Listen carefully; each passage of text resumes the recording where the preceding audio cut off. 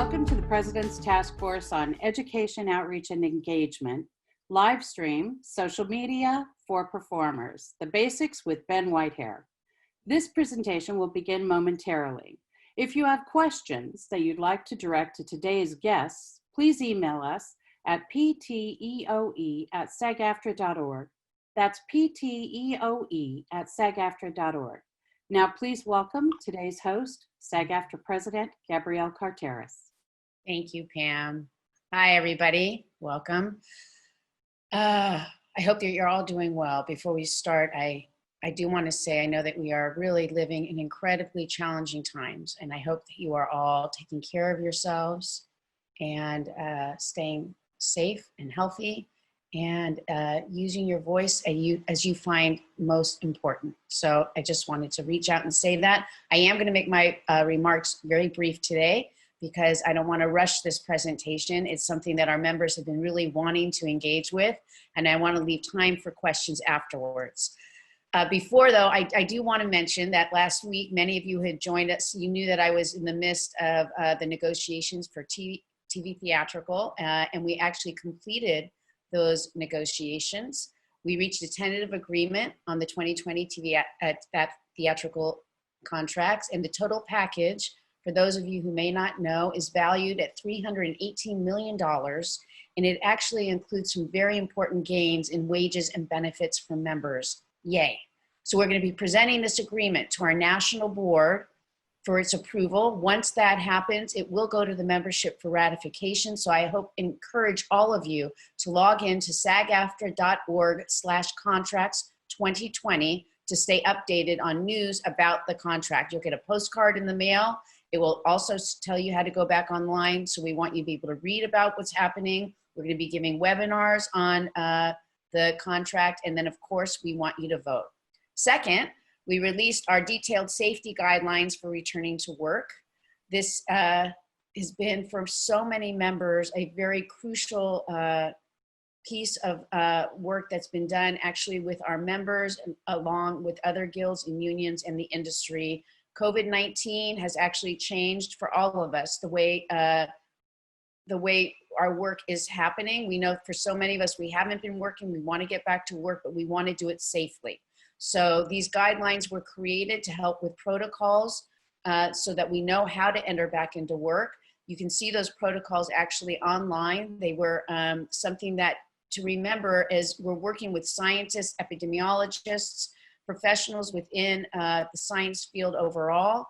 And so that even with the information that we've put forward to help create a safer workplace, there may be changes that occur due to the facts that we are learning about as the scientists continue to discover COVID-19 and the challenges that we're being faced with. So, but these are really important protocols to put forward. So you can look online again to see that. We want to make sure to support you to feel empowered when you go back to work, or to make the decision if you want to go back to work and when you want to. Now, for today's program, I'm very excited to introduce Ben Whitehair. Ben is a SAG-AFTRA National Board member. He chairs our National Next Gen Performers Committee. He's a working actor, and he works very hard to make sure that he's constantly out there. He's also a social media expert who specializes in helping actors build and activate their social media channels to advance their careers. And in his spare time, he's also a certified business or mindset coach. So before I turn it over to Ben, I want to say hi, Ben. Hi. Hi, thank you so much for being here. Before I turn it over to you, though, I want to take a moment to welcome our Executive Vice President, Rebecca Damon. Hi, Rebecca.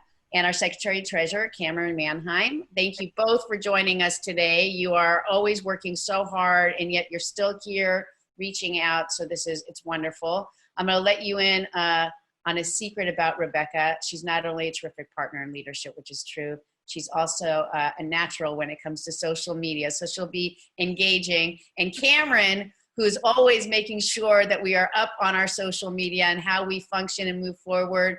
She will have some great questions, I'm sure, at the end as well. All right, so I know we have tons of questions for you, Ben. We're going to try to get through as many as we can. If you want to submit a question, as Pam said earlier to Ben, just email us during this process at pteoe@sagaftra.org. That's pteoe@sagaftra.org. We look forward to hearing from you. Ben, take it away. Thank you so much for having me, everyone. It is such a treat. I am such a proud SAG-AFTRA member, and I have gotten so much from the union, and it is really a treat to be able to continue to give back. And I'm so grateful to all of you and to SAG-AFTRA and the staff for having me, and for all of you members who are joining us to learn more about social media today. So, Kamala, if you want to pull up the presentation, I'm going to give you guys a little bit of an overview of what we're going to be talking about today. As they mentioned, there'll be a chance to answer questions, but really we're looking at the fundamentals of social media. What are really how to think about social media? How can you actually use it to move your career forward and actually have it be effective and part of your career as an artist? I will say at the top, what matters most is your artistry, is your acting, your dancing, your hosting, whatever that is for you. Ultimately, what matters the most is you as an artist. And my hope is that this will give you some additional tools so that you can continue to further your artistic career, because at the end of the day, that's what I care about. In the world today, we need artists now more than ever. So I'm delighted to be able to help with that. Kamala, if you'll go to the next slide, I'll give you guys just a very brief overview of why you might listen to anything I have to say about social media. As they mentioned, I work my day job, if you will, is the Chief Information Officer of TSMA Consulting. We're a social media company. We specialize in social media for the entertainment industry. And so I'm in social media every day, figuring out what's the best way to help people move their careers forward. How can we actually leverage this as a tool to create art, to get our art out there, and really to do that in an effective way. I'm a business and mindset coach, so I'm also thinking about this from the lens. I've been doing this for many years, and even in my own life, have gotten agents, I've gotten managers, I've created relationships with casting directors all through social media. And today I'm going to share about how I've gone about doing that. I started a company called Working.Actor, only to say that really my mindset, I'm one of those weirdos who thinks about the business side of this. And so all of this today is through the lens of how can we use this to actually move your career forward. I was also a homeschooled cowboy. So if you have questions about dairy cow or sheep showing, you can submit those as well. Kamala, we can go to the next slide. So what you guys are going to see are just a few of clippings from various news sources about social media in the entertainment industry. You guys wouldn't be here today if you didn't know that it was something that people are talking about. You've probably heard people saying you need to be on social media, how important social media is, that it's being used in casting, and that money is increasingly going to digital in terms of where advertisers are spending their money.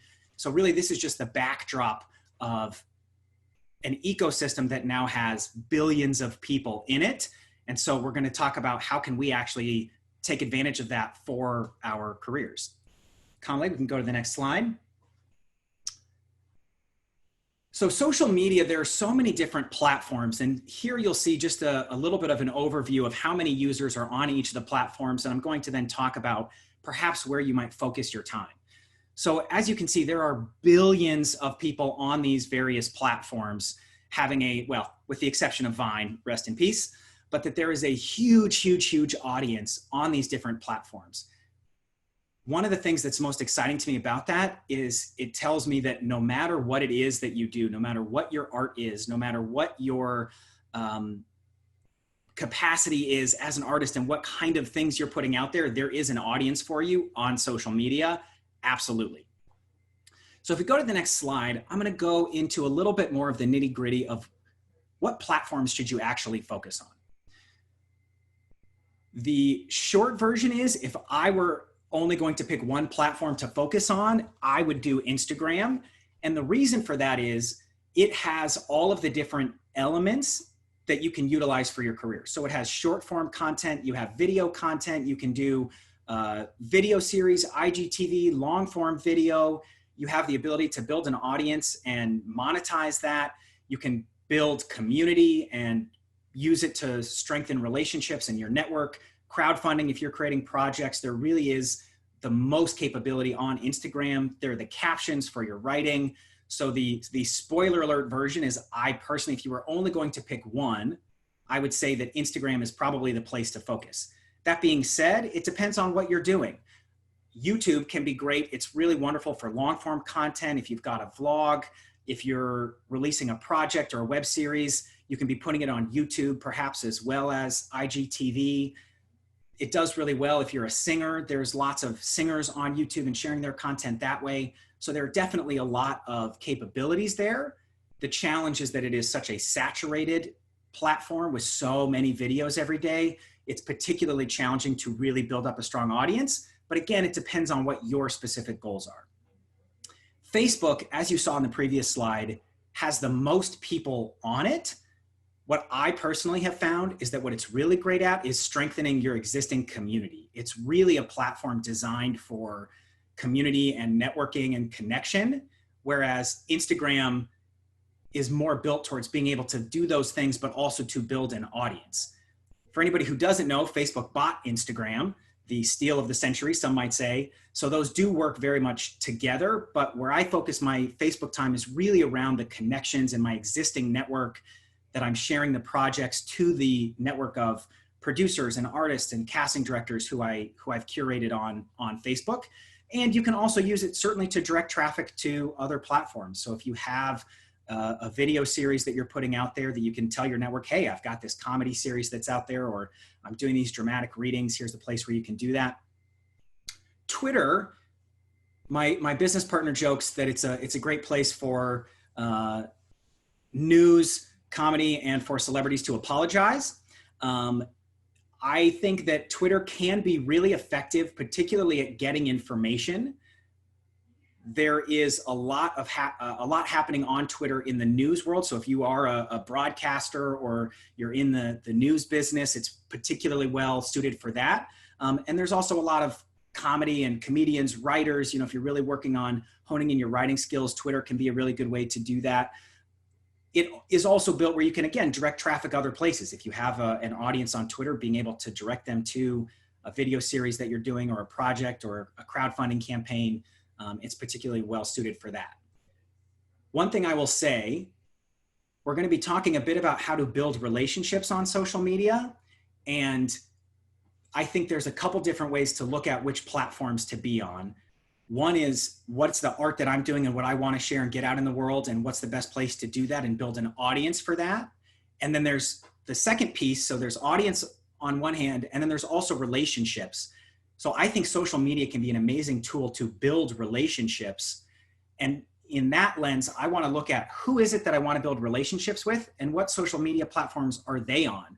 If the people I'm really working to build relationships with to further my career are on LinkedIn, or happen to be over on TikTok, then it might be worth focusing some of your time there. Kamala, if you can go, we'll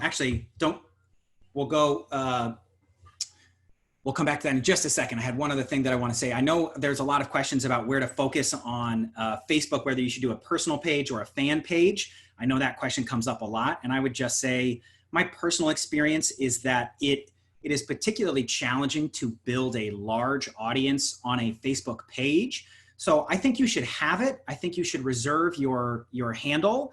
I don't focus that much of my energy in building it up. If you already have a large audience on your Facebook page, I think it can make a lot of sense, but that's not necessarily where I would put my time. I would focus on your personal Facebook and strengthening your community there. I'm now going to share the 4 different ways that I think about social media.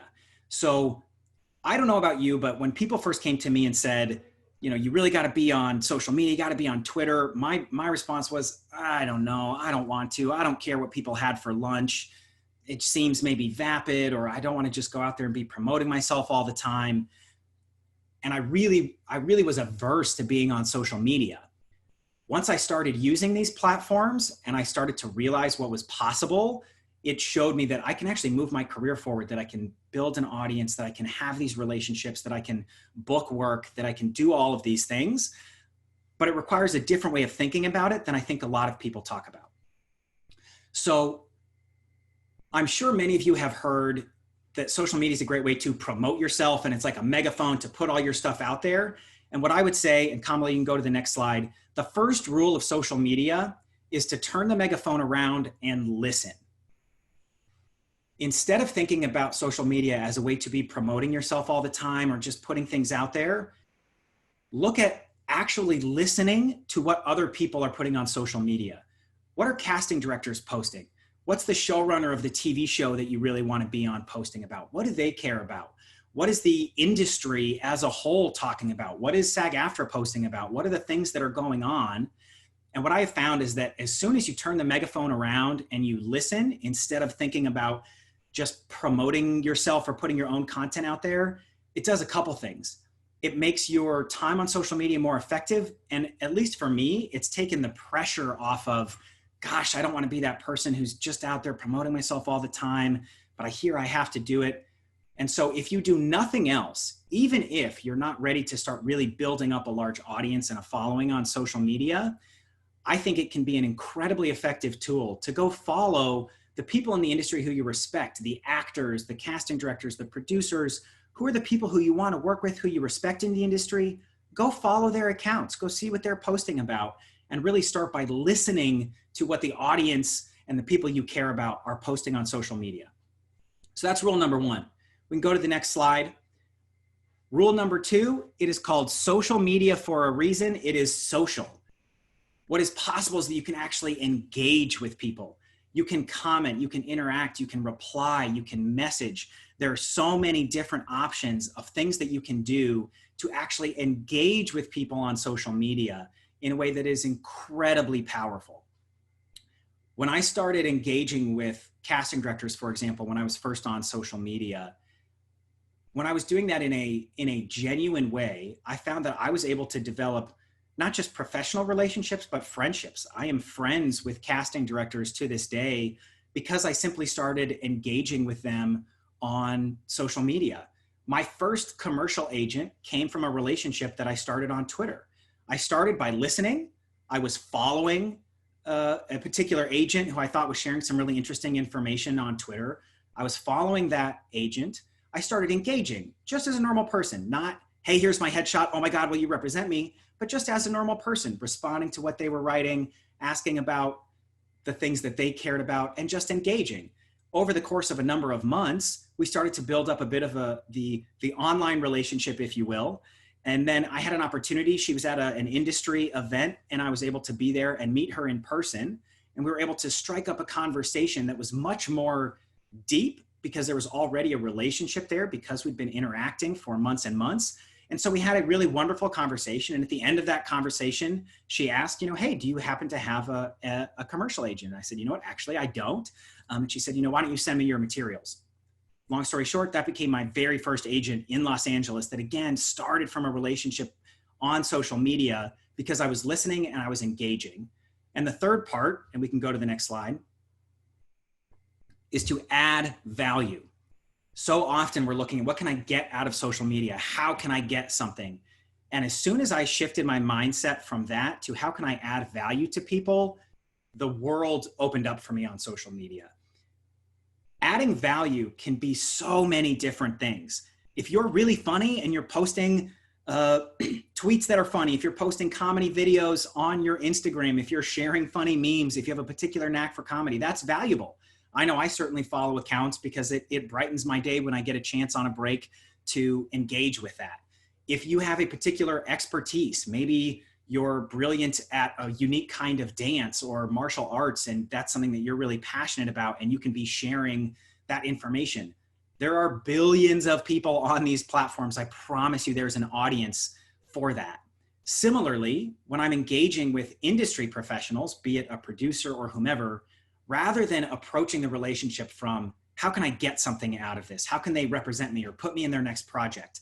My first question is, how can I add value to this person?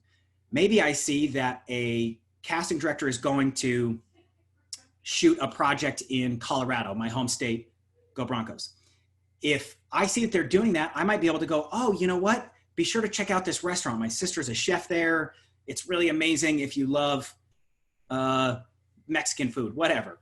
But so I can look at ways to add value even in their personal life. Maybe it's professionally related, but looking at how can I add value to this person? What do they care about? And as soon as you shift into the mindset of adding value to your audience, adding value to the people you're engaging with, to me, that is what really opens up the floodgates of what's possible on social media. And the last part, rule number 4, that I've alluded to is really to develop relationships. I think it is easy to get stuck thinking, oh, it's just about myself and putting out content, but that the key is to do everything I can to take the online relationships that I've developed and find ways to connect with those people in person. In today's climate, certainly 6 feet apart, right? But finding ways that I can actually engage with people in person as I've furthered that relationship, and vice versa. How can I take the relationships that I've made in 3 dimensions in person and further that relationship via social media? As an example, I'm friends with a casting director who was the head of casting at a network. We actually went to the same college, and because of that, we'd been involved in some social justice theater work at that same college. And so I had reached out, and we'd met up when I moved to LA, and we were able to develop a bit of a working friendship. I was then able to continue that relationship by social media, check-ins on Facebook or Instagram, on Twitter. When I'm not able to see that person, it's not like I'm going to be getting coffee with them every couple of weeks, but that I can actually engage with that person and maintain that relationship, so that, and this happened when I got a call back for a role on a pilot, I was able to then from that relationship say, oh my gosh, hey, I saw that I'm up for this. I have a call back for this pilot that your network's developing. I'm so excited. Like, this is amazing. What an amazing script. And then, that head of casting for the network, because we have that relationship, that's only going to help my chances of getting cast. And even more so for me, it made me feel more comfortable in the room. I knew that this friend of mine was going to see my tape, and it made my callback stronger. I felt more comfortable. I was able to bring up in the room, oh, hey, my buddy says hi. I'm so glad you're working on this project. And I was able to build that rapport in the audition because of social media. So if you go to the next slide, you'll see this is the handy mnemonic that I use to remember how to focus on social media is to lead. Be a leader. Listen, pay attention to what other people are sharing, actually engage and create those relationships. You want to actually add value, be giving back, adding things to your audience, and to develop those relationships, actually build the things that you as performers particularly are uniquely qualified to do. You often have a degree in communication, right? In building relationships. This is what we study in acting class. If you're a dancer, you're understanding how to develop a relationship through movement with an audience, right? I think performers, entertainers, SAG-AFTRA members are, in my opinion, have the best training and the best approach to be able to take advantage of social media. And I really encourage you to take a look at what are the ways that you can really start to engage on social media in order to further your art, to get more art out there, and to look at the reason that you're doing what you're doing in the first place. If you're an artist because you care about sharing social messages, social media is an incredible place to do that. So whether that's sharing about the Black Lives Matter movement or LGBTQ plus rights or whatever social issue is important to you, social media is a place where you can do that, which is the reason you're an artist in the first place. So this is how I think about approaching social media. This is the mindset and values that I take into my social media presence. What does that actually look like? How do I actually build out a profile? How do I work on building an audience? And how do I actually move forward on doing some of these things? So we're going to shift gears a little bit and give you guys some very specific things that you can implement today to start building your presence. I think there are 3 things. And when we're working with clients at my social media company, we are talking about these 3 core functions of your social media presence: brand, quality, and consistency. What is your brand? Who are you? What are the things that you care about? What is your audience going to resonate with that's unique about you? Quality matters. I imagine that the accounts that you follow on social media have quality content. That's why you follow it. And quality can mean different things. When I'm talking about, Instagram, which is where I personally spend most of my time, I'm looking at the quality of the photos, the quality of the videos. What does the overall aesthetic of my profile look like? Am I presenting quality content? And remembering that you want quality that matches your high level as a professional performer. If you're in SAG-AFTRA, you are the top of the top. You are one of the best people in the industry in the world just by merits of being in the union. It means that you have developed a quality of what you do as an artist. So let's make sure that that's represented, so that if I'm a potential fan, if I'm a potential agent, if I'm a casting director, that when I come to your profiles on social media, I'm seeing the quality that's representative of what you are as an artist and where you've gotten to. Lastly, consistency. The algorithms, which is just basically a fancy word for the way the software works on social media platforms, is very much built around consistency, and that you are putting out content consistently, as opposed to, one post here or there every couple of years. I will say that even if you're not ready to really start putting out quality, consistent content yet, you can still start with the things we talked about earlier. Listen, engage, build out your profile, but you don't have to be posting content all the time just yet. And there is a learning curve. So I'm very much aware that it takes time to build up to that, but that's the goal, is that we get to where we're posting quality content that's within our brand consistently over time. And that ultimately, anybody who's built an audience on social media, that is how they've done it. So we're going to break these things down a little bit more specifically. So if you go to the next slide, when I talk about brand, you often hear about your brand as an actor, right? Which is a little bit different than how we talk about brand on social media. They're related because it really is about who you are, the essence of who you are. But you want to pick 3 brand points, which are really categories of content. People always ask, what do I post? I don't want to just post my headshot every single post, and you shouldn't. But so what do you actually post? And so the way that we found to be really helpful is to pick 3 brand points that are categories of content that you know that you're going to be sharing. And I'll give some examples here in a minute of what those are. But you want to be looking at, are these things, these areas of content, do they resonate with you? Are they things you actually care about?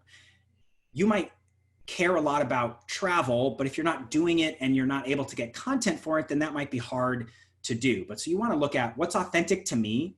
Social media, if you're not getting this yet, is really about being authentic. It's not about being fake or putting a veneer over your craft, right? In the same way that acting is about being authentic and bringing your best self to a performance, same on social media. So you already have training to do this.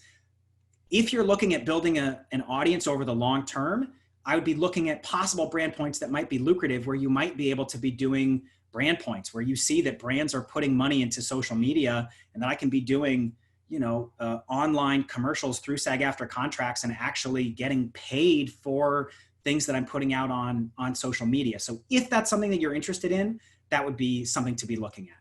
If you go to the next slide, these are some examples of brand points. So fashion, entertainment, right? That will likely be a brand point for everybody.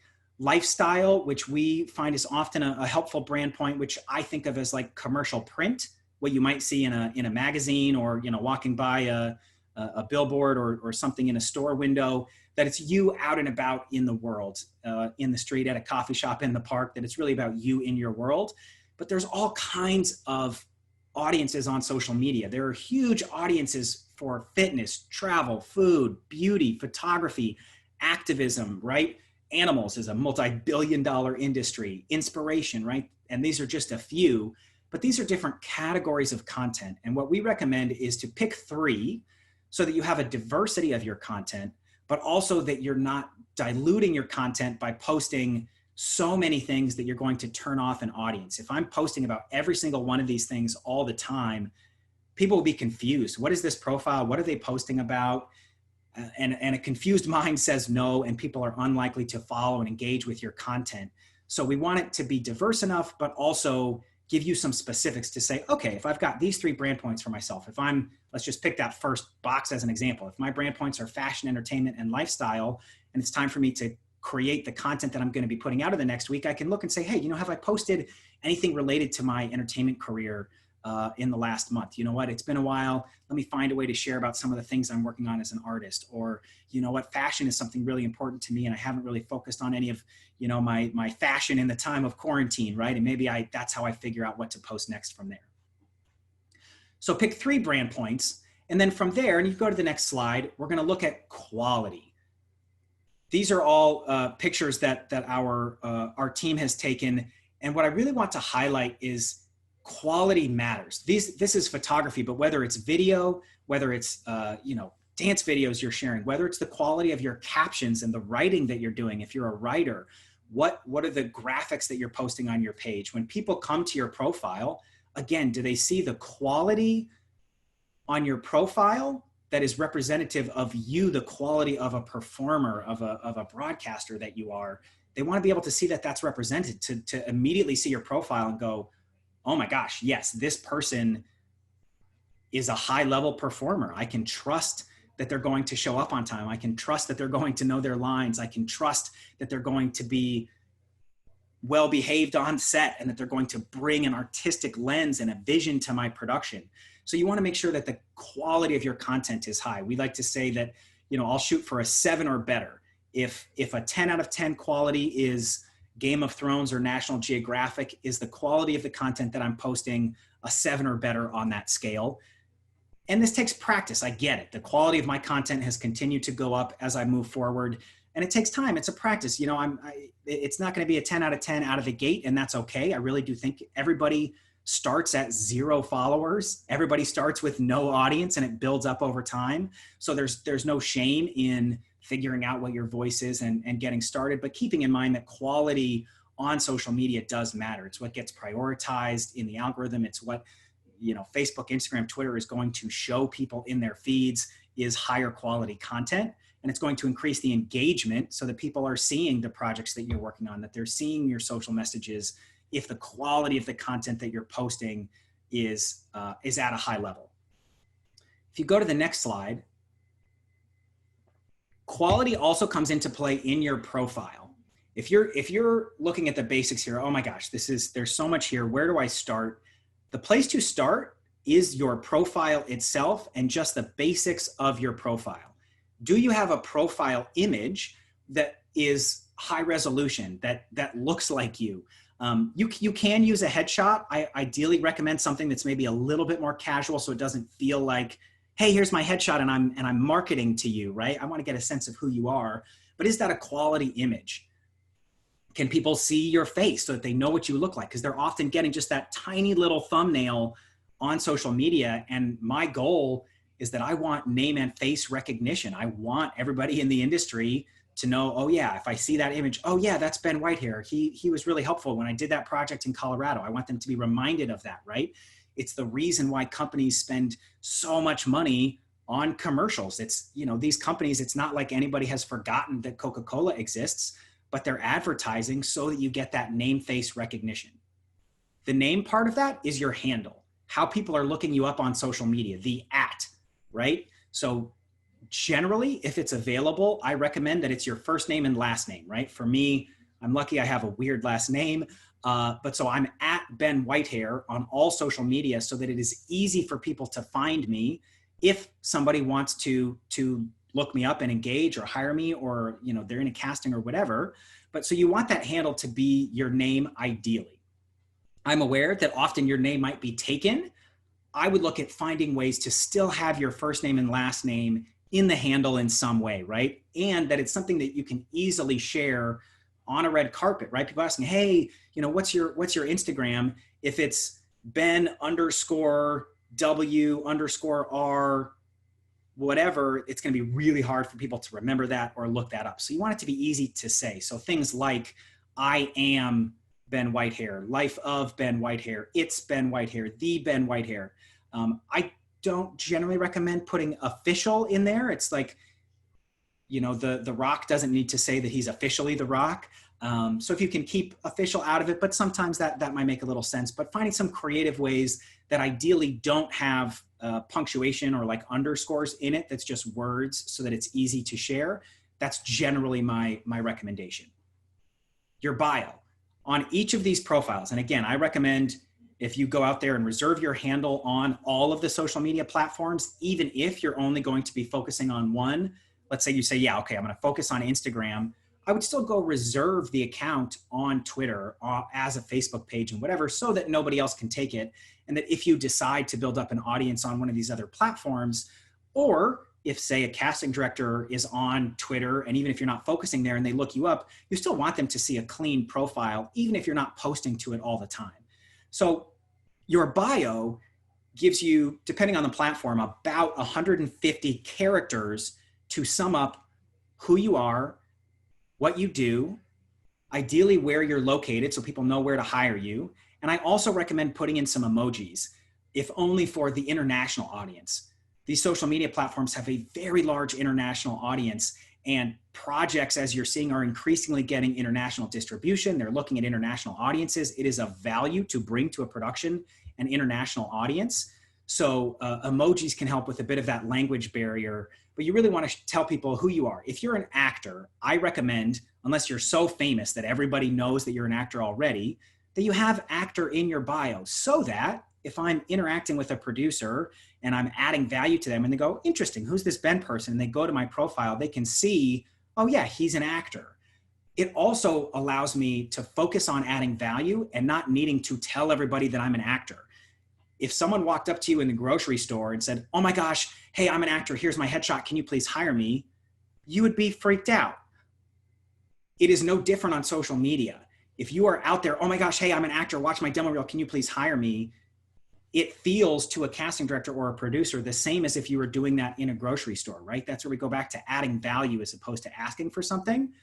But putting in your bio what you do, that you're an actor, right? You generally have one link that you can do on Instagram. It's the only clickable link on the whole platform, is that link in your bio, making sure that that's important. If you are promoting a web series that you're in, probably want to have that as the link.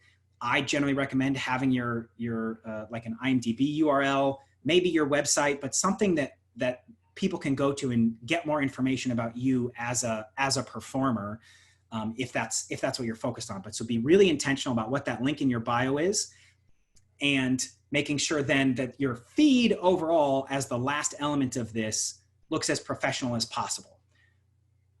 That's the content that you're posting. What are people seeing on your Instagram? If I go look you up, what is the overall content that I'm seeing there? And does it reflect the caliber of artist that you are?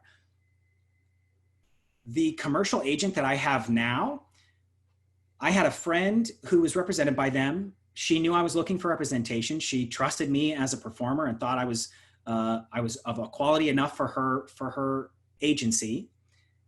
She was at coffee with that agent and said, hey, my friend Ben, he's really great. He's looking for a commercial agent. I think you should check him out. That agent's first question was, cool, what's his Instagram? That was her first question. We're going to talk a little bit more in a minute about building up an audience and how important is having a large following to that. I would say that is absolutely an important part of this, but everything that we're talking about here that's on this screen is of equal importance. I'm a recovering web designer. I used to do web design, and my experience is that your Instagram profile, in a way, is the new website. That's what people are looking up. That's what the agent wanted to see. And what's amazing, what's empowering as a performer, is that we control it. I control what's on my Instagram feed. I control what's in the bio. I control what photos I'm posting. I control that I could have clips of my work on my IGTV, right? So I can shape what I want the industry to be seeing and to highlight the things that I care about. It is also a very quick way to get a full sense of who the person is. What are their values? What do they look and sound like? Who might be walking into my office, right? And so you are able to craft by having an authentic presence on social media within 10, 20, maybe 30 seconds, right? That agent was able to get a sense of who I am. Certainly, what's my category, right? Where would I fit in the commercial world? But who am I as a person? And by having a profile that was optimized, that looked professional, clearly I take my career seriously, in a almost split second, they're able to get that impression of who you are as a performer, as an artist, and see, oh yeah, this is a high quality performer. I am now interested in meeting them or hiring them for my project.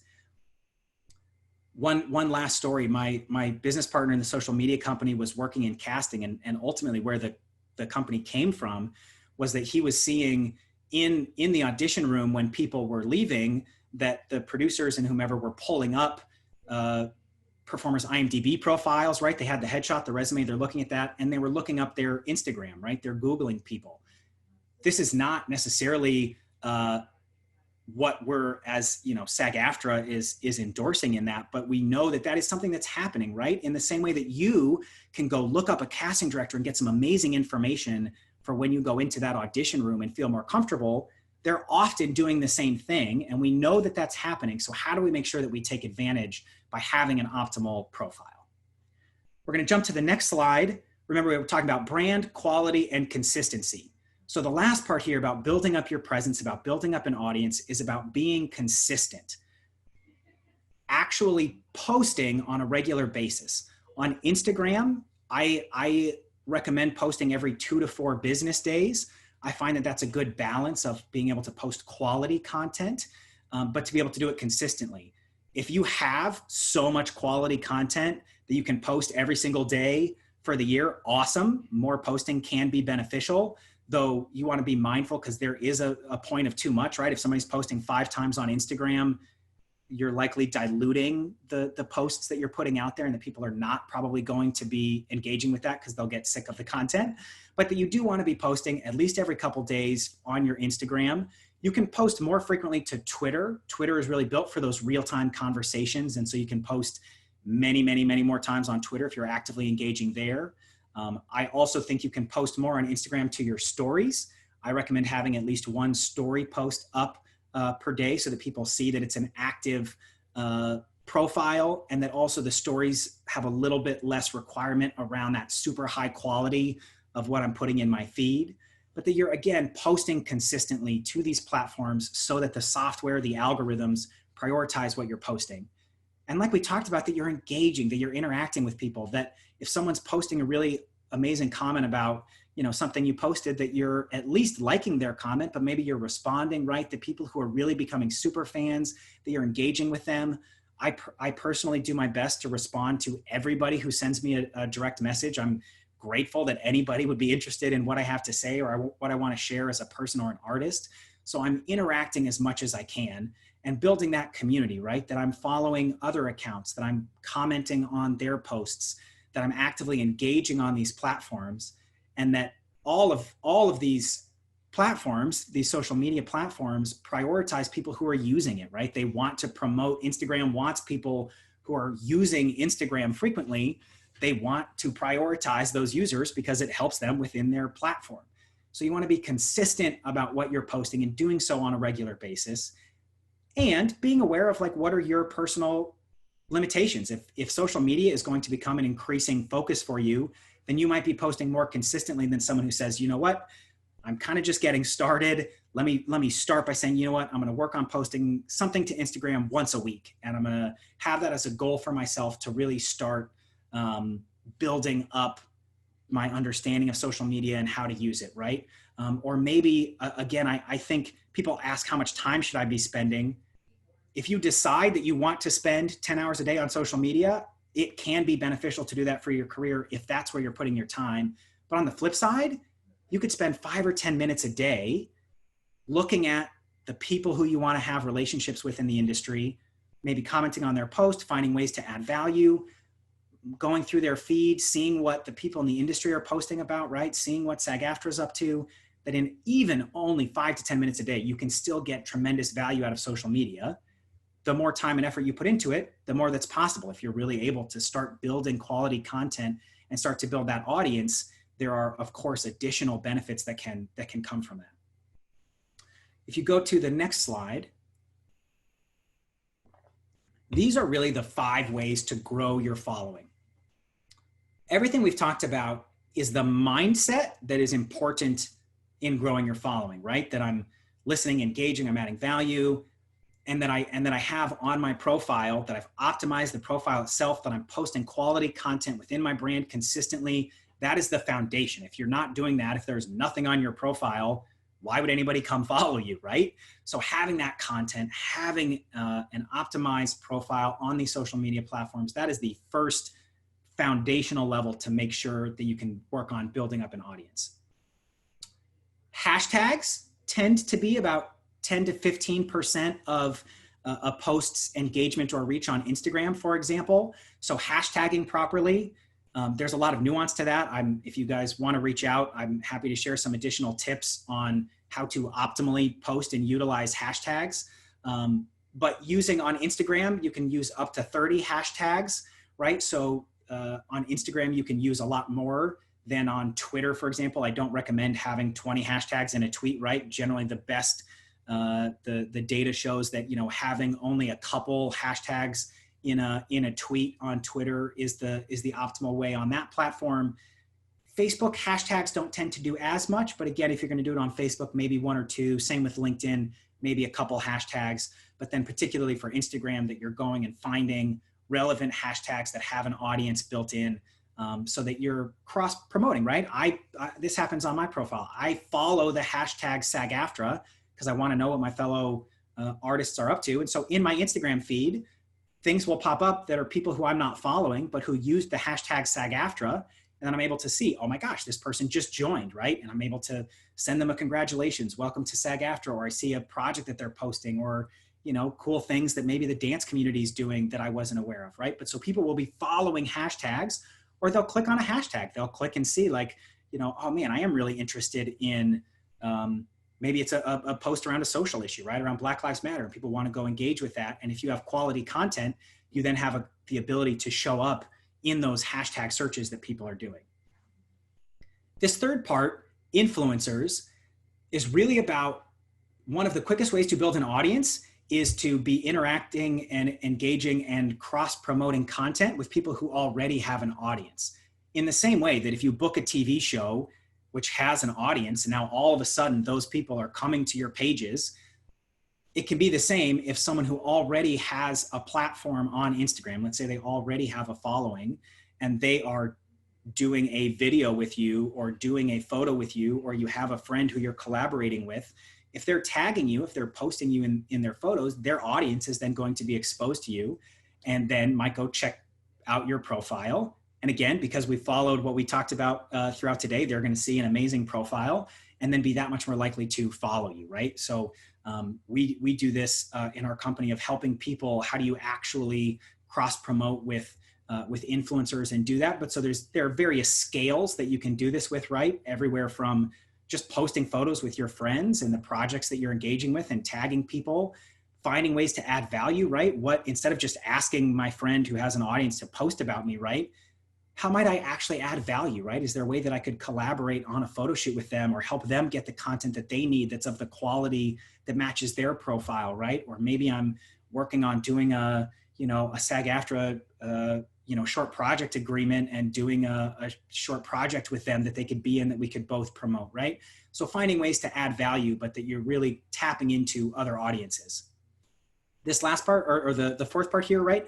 Engage, like we continue to talk about. If I'm engaging, if I'm commenting on people's profiles, if I'm engaging with people who maybe follow me or follow other accounts, that's going to let them see that my profile exists and have a desire then perhaps to come and follow, and I can build my audience that way.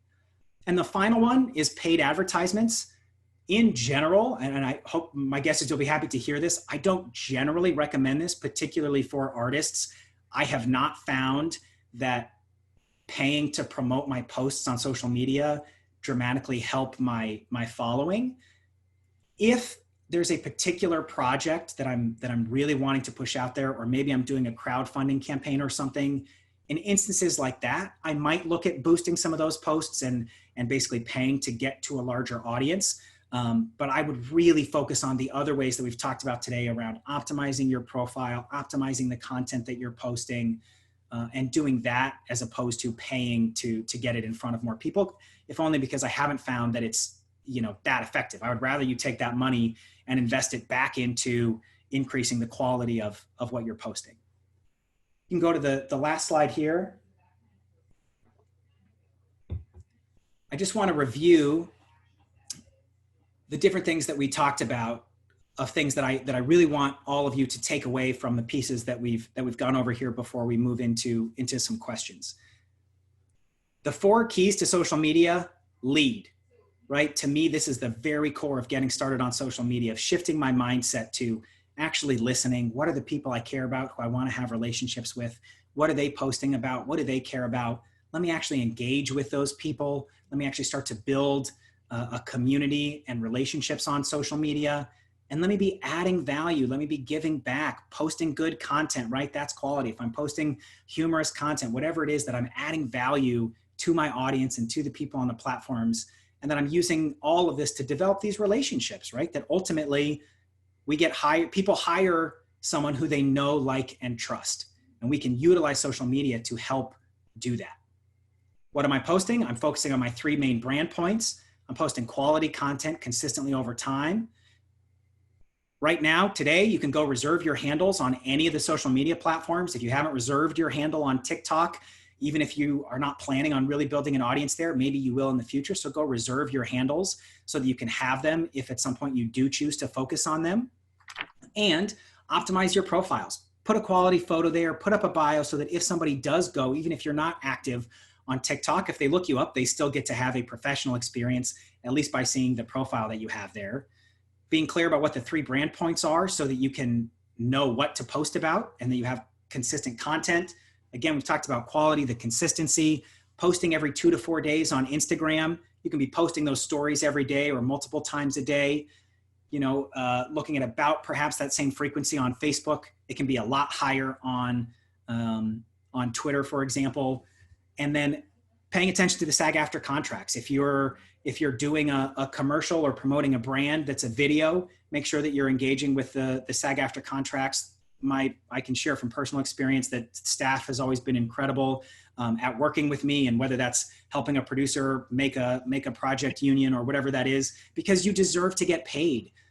If you're the level of performer that has you be in SAG-AFTRA, you deserve to get paid for your artistry. So if you're doing things that are promoting brands that you're making, I want you guys to get paid to be artists so that you can sustain your life and continue to get art out there, right? If you're doing a new media project, right, let's make sure that we're protecting everybody and going through the process with SAG-AFTRA on that front. So these are the takeaways that I have for you. If you go to the last slide there, if you guys have additional questions, so I know we're going to do some right now, but I make myself very available. If you guys have questions specifically, I know there's a lot of nuance here. If you want additional resources, if you want a hashtag guide, or you want to know, how to dive more into this or grow your following or otherwise, feel free to reach out to me. I'm at Ben Whitehair on all social media. I'm most active on Instagram. That's probably the best place to get in touch with me. But I'm really passionate about volunteering my time with SAG-AFTRA to help my fellow performers and artists, because I'm so moved at what our community is able to do for the larger community and for the world, and seeing people sharing their art and sharing their messages, particularly in times of pandemic and social unrest and all of these things. I'm just so grateful to be part of a community of artists, and I really appreciate SAG-AFTRA for allowing me to come in and share some of these thoughts. Thank you. Ben, that was really, that was a great presentation. Thematically, if I were to go and just, go over what you presented, the one thing that you consistently brought up was the word quality, and this was a quality presentation. So thank you. Thank you. Really. And it's true. Everybody here is a quality performer, being a part of our union, and this is really a great resource. So that being said, I am going to go and launch off to some questions that we're going to have. One of the questions, I've had it come up in many different formats, but there was one young man who just wrote in. He says, I'm concerned about being biracial and gay. I hesitate to post my gay life because I know that nowadays producers, directors, and testing people search social media. I do not want to have a preconceived idea of who I am before people see me act. Should I scrub my social media of gay life images? And that question, not just directly to that, but again, it is a common thing. Where do we keep, should people have separate sites for personal versus business? That's the question overall. Yep. Well, I really appreciate that question. And I am part of me is sad that this is still an issue, right? That whether that your race or your gender or sexuality or any of that would play into that. So, my personal goal is that we continue to move society forward to a point where we don't have to be asking those questions, but it is real. And I'm aware that that's a thing. And I think what I would say is, I don't want anybody to do anything that you feel like is putting yourself in danger on social media or that is in any way unsafe. And I think each person gets to choose what is the level at which you want to share those parts of your life or not. What level of privacy do you want to have around these things?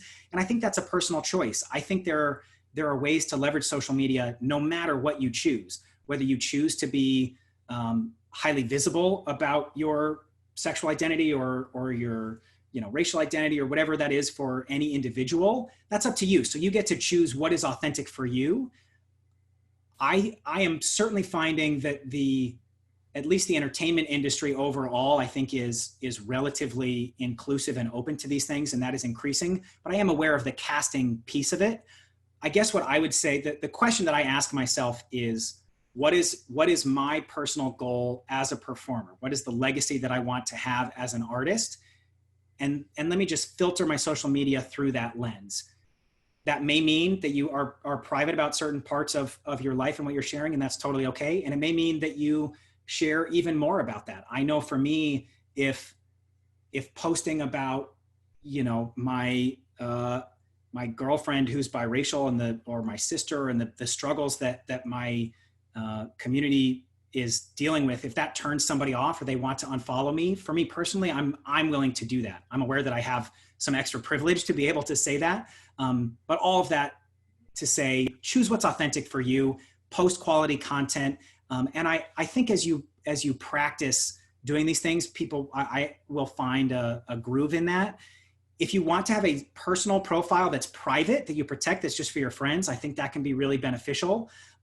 Do know that it is social media, so anybody can take a screenshot. So don't ever share something that you don't want ever to be seen in the world. But if you do want to have a couple private accounts and then really have one that's more public that you focus on sharing for the larger audience, I know a lot of people who do that, and I think that can be effective as well. Thank you. I think that's really actually very important. So thank you for sharing that. But I'm going to extend it just a little further. That's something that's personal in terms of not wanting to be shared. Somebody else wrote about the fact that they're a realtor and they want to know, should they have a business site? Gotcha. Yep. Business versus another. Yeah. So if you have a side job, as many of us do, I generally recommend unique profiles for different revenue sources. So if you are also a realtor, or you have a business that has nothing to do with entertainment, or maybe that's sort of off brand for how you want the industry to see you, then I would recommend separate profiles. It is a lot of additional work to have another profile and to be posting consistently on multiple profiles. So just be aware that is there. I will say, I find that building an audience on social media is best. People do want to know who you are as a person, what you care about. I don't want people to walk away thinking that you can only be posting about your career on your social media and that everything else is separate. And I have found, like, for example, as I mentioned earlier, I was a homeschooled cowboy. I grew up on a ranch, had a very weird childhood. Is that directly related to my entertainment career? Not necessarily. I will say I have booked roles. One of the last guest stars I did was as a zombie roping cowboy. That is something that I post about and that actually helped me book work. So if it's related to your personal life and things that are authentic to you, or you're active in fitness or fashion or these other things, to me, the entertainment industry is vast. If you look at what advertisers, all the different advertisers that are on these platforms, there is a lot that I think you do have permission to post about. But if you have a separate business that you really want to keep separate, yes, I think there are times if it's a separate revenue stream that you can have separate profiles. Zombie cowboy. Okay. I think that's really great. Cameron had something she wanted to follow up with. Why don't you do that, Cameron? Oh, I have so many questions for you, Ben. My first is leading in from what you just said. Right now, we're in a very, a very interesting time in our life. Yeah. It's a revolution happening right now. A lot of my friends are posting about politics, about their feelings about Black Lives Matter, about their feelings about the government and this pandemic we're in. Some have the backbone to post and then deal with a lot of incoming haters, and other people feel afraid to do that. And I just want to talk a little bit about how you can put your foot in the water for things that matter to you, maybe not stir up a ton of controversy if you don't want to get into those conversations, and how to deal with those conversations once they start happening in a platform where you don't get to hear someone's warmth or hear someone's true intention, and tone really matters. Yeah. Yeah, it is a challenge. And I think we're seeing that very much so in this current time. I think each individual, you get to decide for yourself what level of comfort you have around these things. Please don't do anything that has you feel unsafe, right? Or if people are making threats, you can block people. You can, if someone is being harassing or, in any way, block them, report their profile. That is against the terms of service of these social media platforms. So on an extreme end, please block people, report them, do not subject yourself to harassment. To your question though, that it's not always that extreme, right? It's just that people have different views, or they might be aggressive, or, whatever that is. I come for myself, I look at what are the values that I have and what do I care about? For me, I practice listening and understanding as much as I can. I go back to my training as an artist, right? That I have played roles of characters who I had vastly different worldviews than I did. And I have worked to understand as an artist, what might that person's worldview be? So seeking to understand as much as possible. And for me, I just pick values that I have before I post something on social media, right? Am I adding value? Is the reason I'm posting this from good intentions? So for myself, whether it's responding to a comment, whether it's something that I post, I'm asking myself, why am I posting this? And if for me, if it's, I'm posting this because I care about this social issue and it matters to me and I want people to know about it, then for me, that's enough for me to post it. But I do think each person gets to decide at what level do you want to use your platform, at what level do you want to engage your audience. You do have the freedom to turn off comments on certain posts. You can delete comments, you can report people. So those are all options. There's, I think, a lot of different nuance along a gradient of how much you want to engage with people.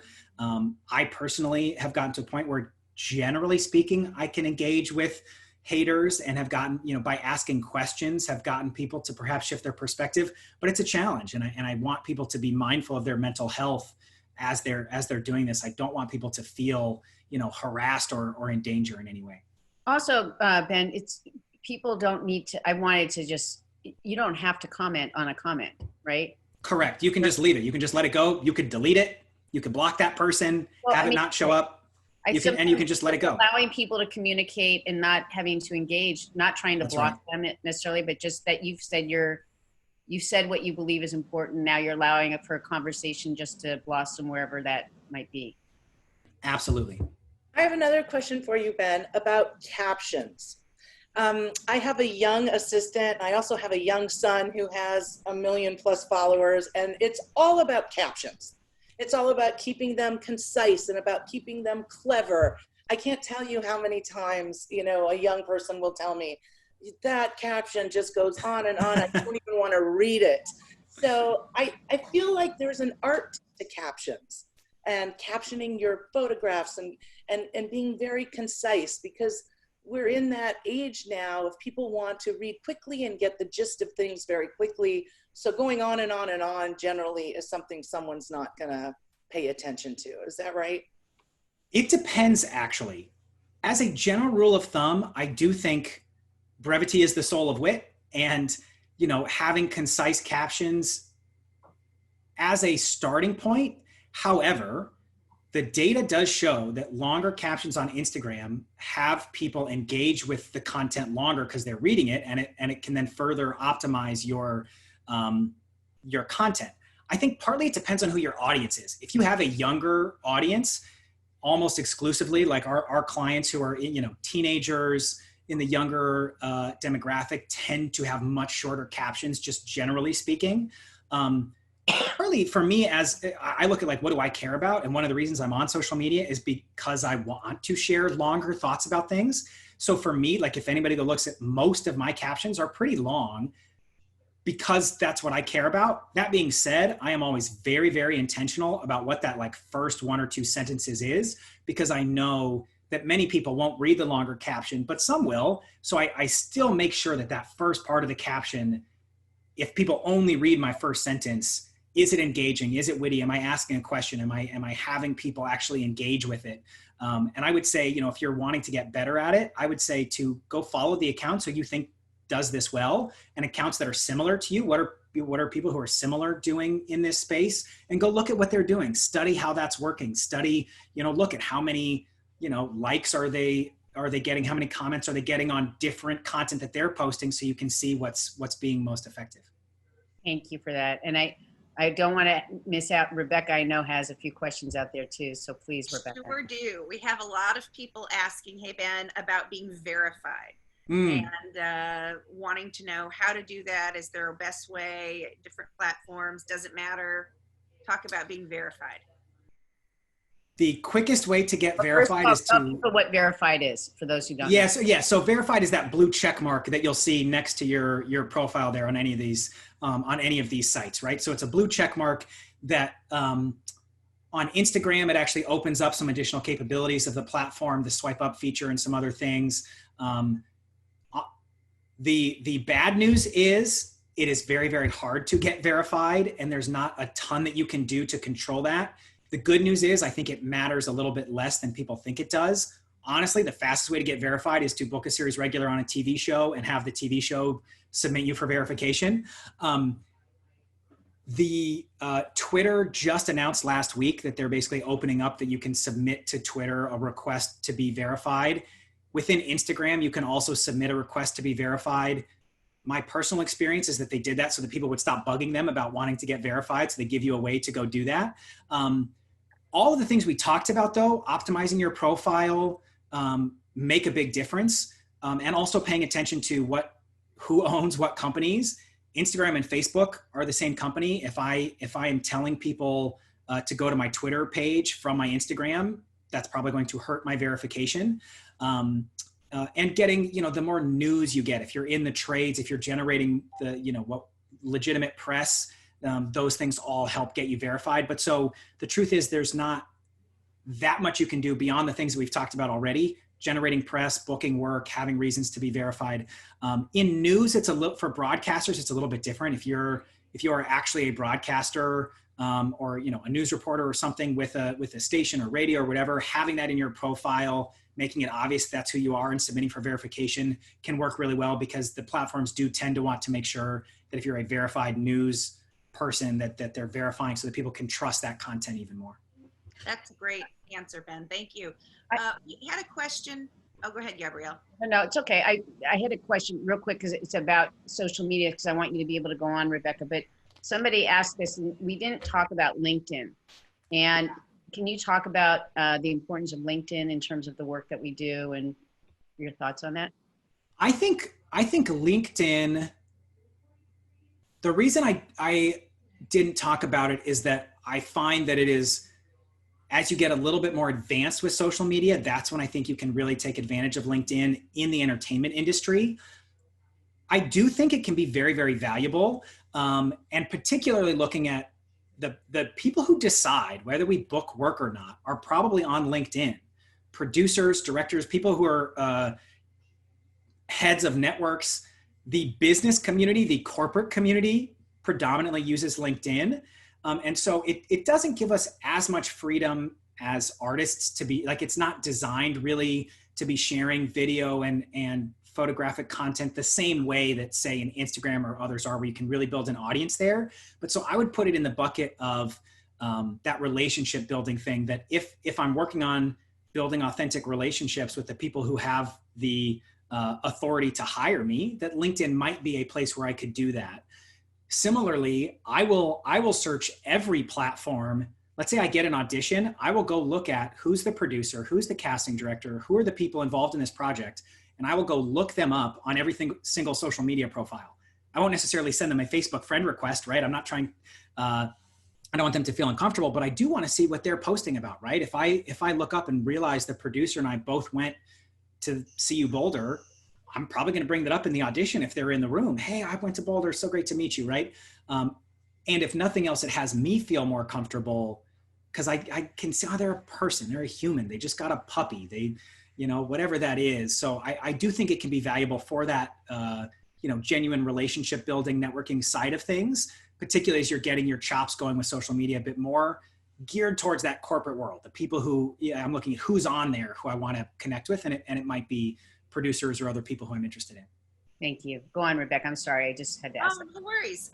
Sharon asked about a comment for mature actors, in quotes, on social media. So she says her adult kids make fun of her in real life, and she doesn't want to have them making fun of her or looking silly on social media.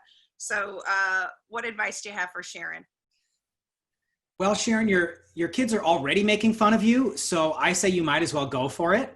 I am sad to report, I don't think that they will stop making fun of you, perhaps until later when you get that agent or book that show that came from a social media relationship, and then you'll have the last laugh. I do appreciate the question, that it can be challenging, and I think Cameron has done a really nice job as an example of leveraging her children that she's poured so much her love into to help with social media, right? Help me understand this. Show me how to use this. It can be really helpful because it can get, today's presentation was on some of the basics. When we get more advanced, what's the aspect ratio of what you're posting? What's the thumbnail photo? How do you post the video? Where do you put the hashtags? How do I post this in a way that people see it? Do I respond here? Is it the @ sign? Is it the hashtag, right? There's a lot of complicated pieces. And there's a very good chance that your kids know all of that. So I would say leverage it. Have them help you understand some of those pieces, knowing that no matter what you do, even if you have 1 million followers, they're probably still going to make fun of you anyway. How did you know that? That's so true. My kids are always making fun. So when you talked about hashtags earlier, you were talking about, you can have like 30 hashtags, whatever, but hashtag strategy.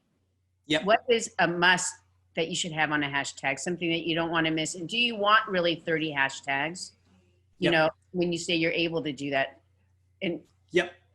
Great question. So this answer is mostly geared towards Instagram. Like I said, on Twitter, Facebook, others, I'm really only picking 1 or 2 hashtags that are particularly relevant to what I'm posting.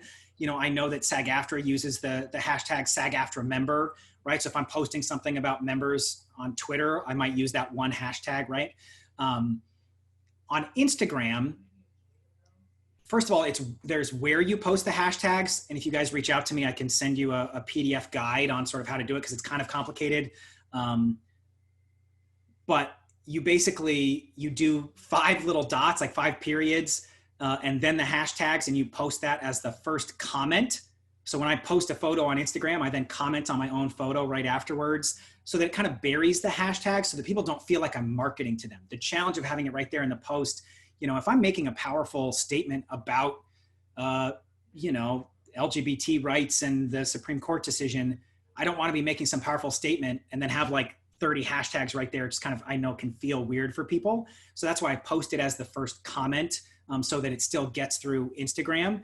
In terms of how many, my personal target is somewhere between, say, like 15 to 25. I don't think there's anything wrong with doing up to 30. And this is getting pretty nuanced, but I will go search on Instagram. I will go look up the hashtags, and I will see how many posts have used that hashtag.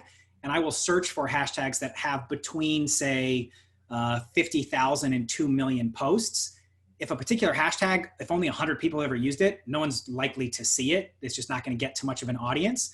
If the hashtag sunset, I think has actually hashtag love is the most popular hashtag on Instagram. That might make people feel good, but I think it has like 150 million posts, right? So you're just more likely to get buried in that hashtag.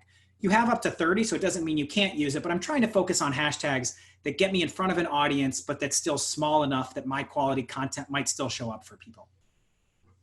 Okay, thank you. That's great. Cameron, you said you had a couple of questions. Did you have anything else you wanted to?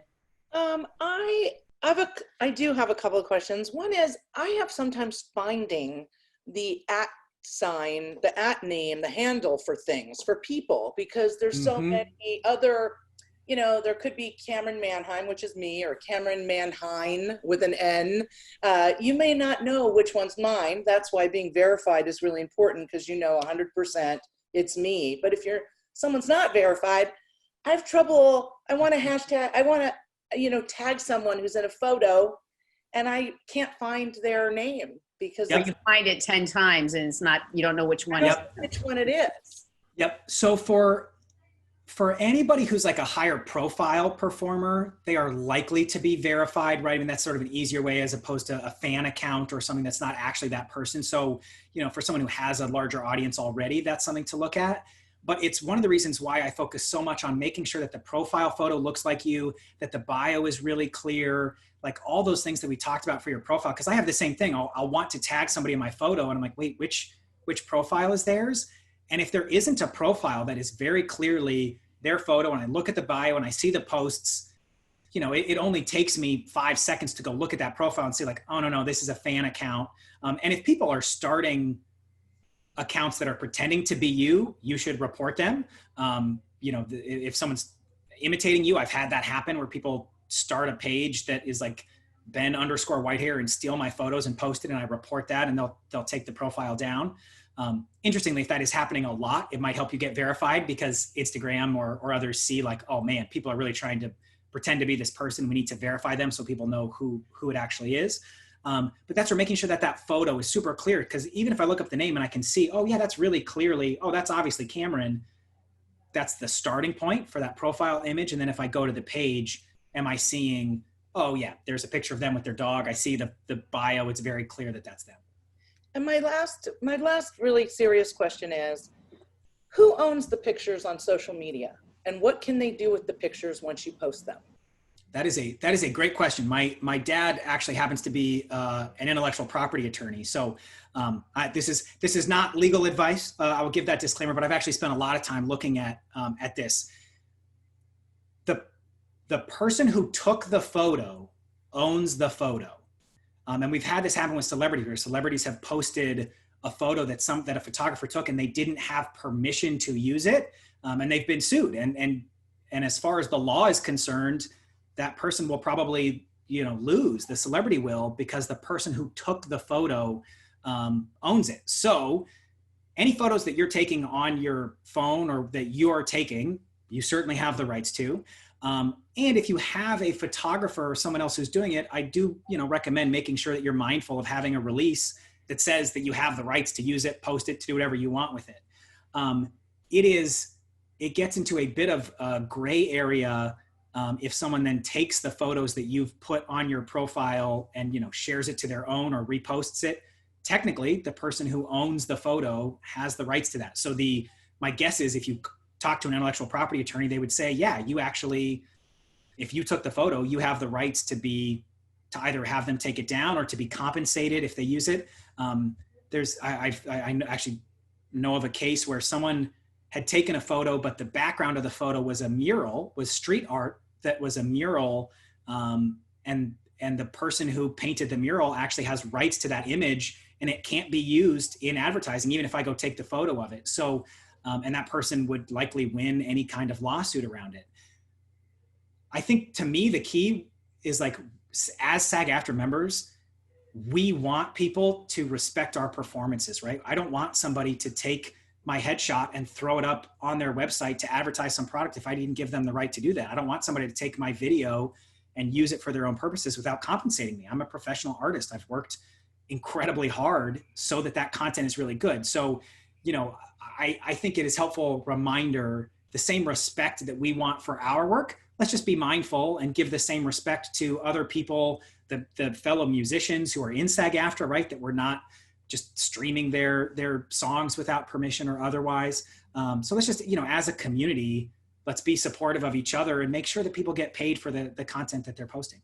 Thank you, Ben. That's actually really important. Intellectual property is what we fight for. We want to make sure that people are protected, that their images and their creative content is protected. So it's true. We ask the world to be able to support us in that. So we have to support each other as a great, great message. The last thing that I want to ask you is regarding personal websites. Do you recommend them? And is that a good place to show, you know, personal videos and pictures in terms of your work. What are your thoughts on that? So, as I mentioned earlier, I'm a recovering web designer.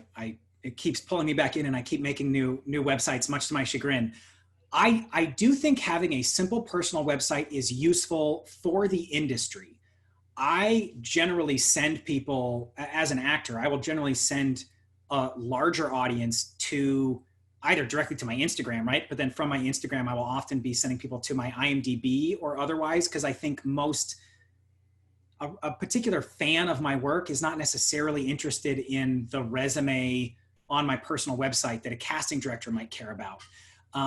But I do think it's useful, because I do think, and I've seen it, I've been in casting offices, I've been in meetings where people are looking it up, and I've also booked work because people sent my website to someone as a referral, and I've done the same thing. I have friends who are casting directors who come to me all the time. Hey, you know what?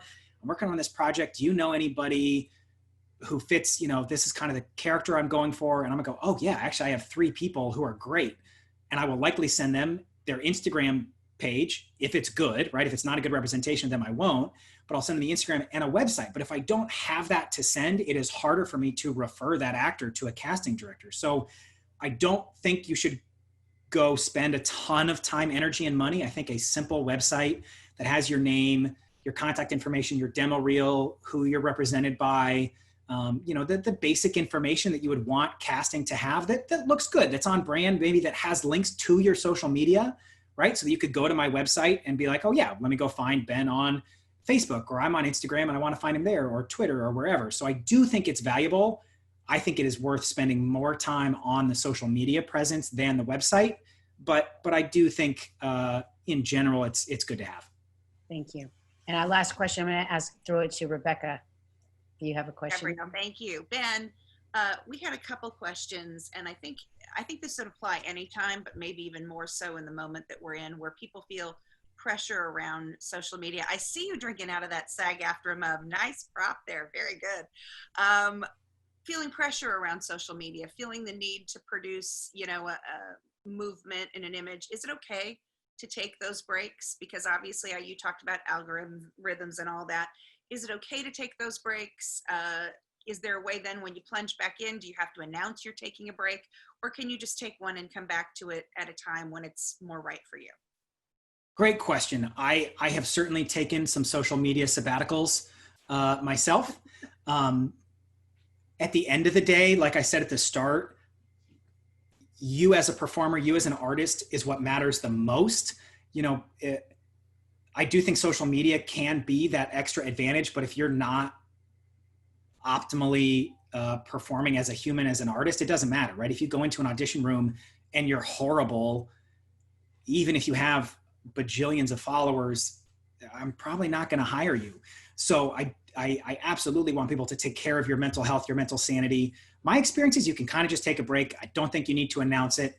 The truth is most people won't even notice. I've taken breaks and come back, right? And for myself, I'm like, everybody probably missed me, and they didn't even notice, right? But no one is reaching out, right? So I would say, yes, take the break.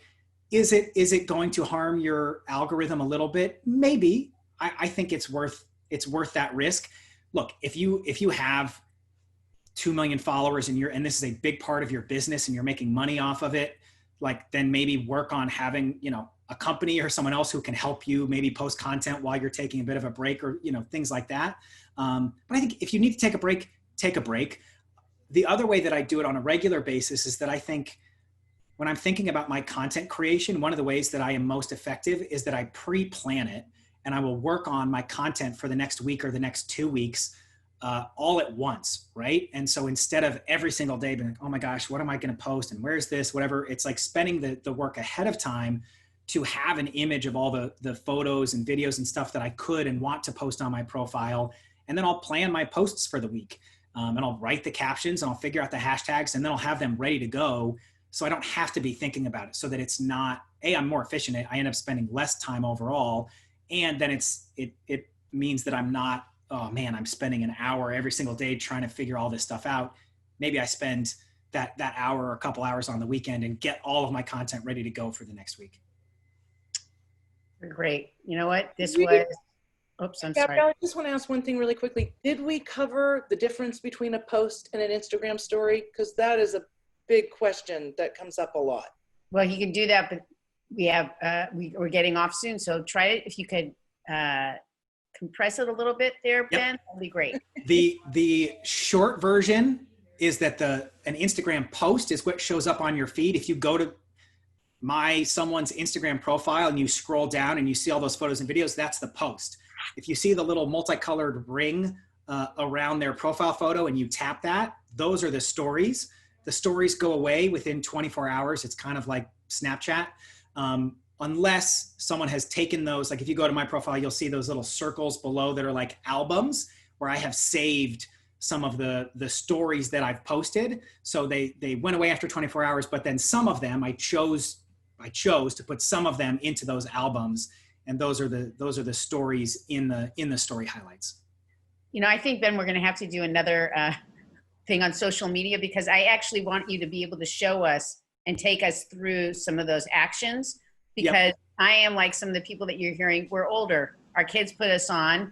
And so there are certain, you know me, certain things I do and certain things I maybe don't take advantage of, but I think that there's a lot of us out there and maybe we can go and do that. So we'll talk. Yeah, I would love that. We do, there are dozens of hours I could present on this, right? And so the reason I start with the fundamentals is to help people really be thinking about social media in a different way.